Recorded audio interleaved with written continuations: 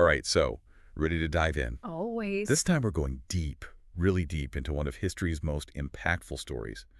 A first-hand account of betrayal, sacrifice, resurrection. Wow. Yeah, I mean, this isn't just some ancient tale, right? Yeah. This thing, it's woven itself into art, culture, billions of personal beliefs. Yeah, it's amazing how a story so personal, so intimate, can resonate across, I don't know, millennia. It continues to spark debate, inspire art, shape individual lives. Right. It invites us all to kind of contemplate life, death, and what might lie beyond. Right. And for this deep dive, we've got this incredible source material. It's like reading someone's diary, Mhm. someone who was right there in the thick of it all. I know, it's amazing. It really gives you that, like, you are there feeling. It all starts with a meal, the Last Supper. Ah. But even right there, there's this heavy layer of foreshadowing right from the get-go. Yeah. Can you imagine just sharing bread and wine, knowing one of your closest friends is about to betray you? Right. You've hit on something powerful there. This isn't just like any meal. This is the Last Supper. Yeah. It's already got all this symbolic meaning for so many people. Communion, sacrifice, are ritual connecting believers across time. But knowing the betrayal is coming, Right. it's like it adds this whole other layer of tension, right? Yeah, it's like this ticking time bomb just like under the table. Yeah. The source even says, let me see. They all looked at each other, confused, anxious. But I knew, I always knew. Wow. Can you imagine carrying that burden of knowledge, knowing what's coming, but no one else does? It really makes you question how you'd interact with someone, right? Like knowing that their actions would lead to something so momentous and tragic. Like, does that foreknowledge change how you see them, treat them? That's a really, really good question. Hmm. And then from there, we shift to the Garden of Gethsemane. The emotional weight here, it's just crushing, It's like this sense of knowing what's coming and pleading for another way. The source says, Father, if there's another way, take this cup from me. But not my will, yours be done. That's got to be the toughest decision, Absolutely. Not just about avoiding personal suffering. This speaks to a struggle we all face, right? I mean, this balancing our desires with accepting, a possibly greater purpose. We may not face a cosmic cup like this, but we all face choices where the easy path might not be the right one. Right. Yeah, it's like that saying, sometimes surrender is the strongest move. Absolutely. And then, boom, betrayal happens. A kiss, the prearranged signal. The disciples scatter. Fear takes over. Peter, always the impulsive one, tries to fight. But he's told, put your sword away. It's like it was just all playing out. Destiny, no way to escape it. The kiss itself is so powerful, right? Like, it's just this perversion of an act of love into an instrument of betrayal. And Peter, while reckless, he shows that instinct to protect, right, those we love, even when the odds are totally impossible. It makes you wonder if we would have that same courage. That's incredible. It's just so intense, so much happening all at once. Yeah. And then things shift to a whole new level of wrong. The trial. Oh, False accusations, mockery, spitting. Yet the source describes the accused as totally silent.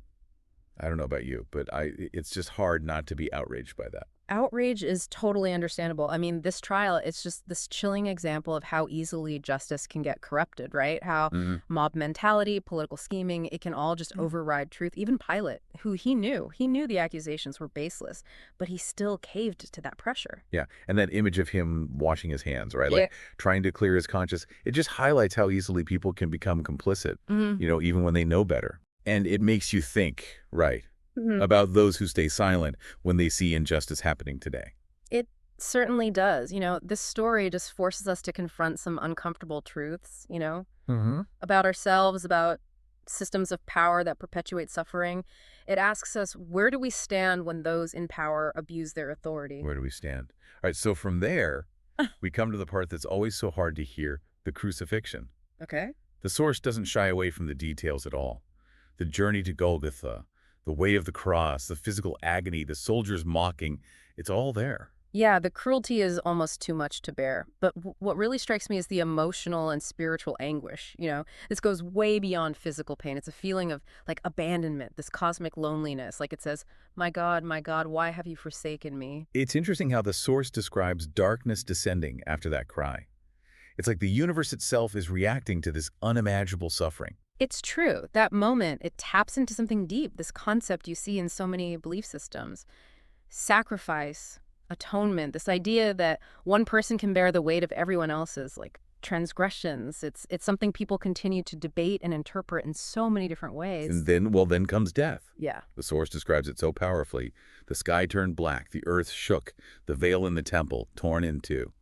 It's an ending, but, it feels like it's also the start of something new. That's where things shift, right? We go from despair and loss to the potential for something different, something hopeful. The earthquake, the torn veil, it's like the symbolic break, like we're breaking away from the old order, like a rupture in reality itself. Can you imagine being a follower at this point? I mean, your leader, teacher, hope, dead. What happens next? Well, 3 days later, Sunday, Mary Magdalene, she goes to the tomb And finds it empty. It's like the moment everything hinges on, the resurrection. The source puts it simply, Mary, I was alive. Death couldn't hold me. The grave had no power over me.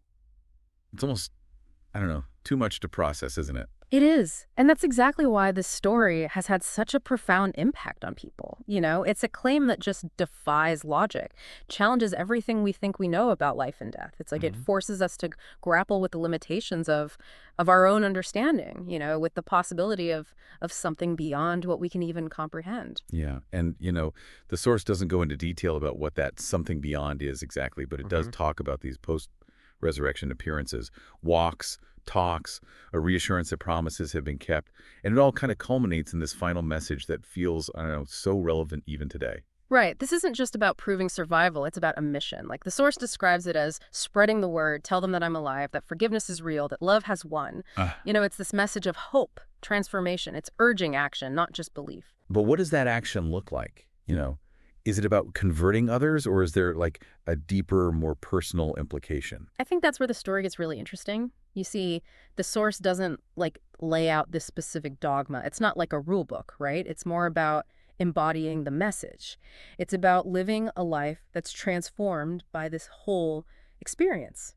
It asks us, how do you reconcile this idea of love and forgiveness, this radical notion, right, with the realities of the world? Does it challenge your own approach, to difficult situations? It's about more than just words, right? It's about putting these ideas into practice. Yeah. Making choices that are informed by compassion and understanding. Exactly. And that's a challenge that resonates across cultures and generations. It's how do we translate these profound concepts into tangible actions? How do we live the story? You know what I mean? It's like we're being handed a torch, not just a message. Speaking of which, there's this other layer to the story, right? This promise, I will return. It's like, I don't know, almost a cliffhanger. Yeah. It leaves you wanting more. Oh, it definitely adds another dimension to things. It creates anticipation, a sense that this narrative, this isn't over yet. And for those who believe, it's a source of hope, motivator, to live a certain way. For others, it raises all these questions about prophecy, about the nature of time, what return even means in this context. It's also interesting how that promise is tied to this idea of empowerment. The source says, I gave him my spirit, my power, my love.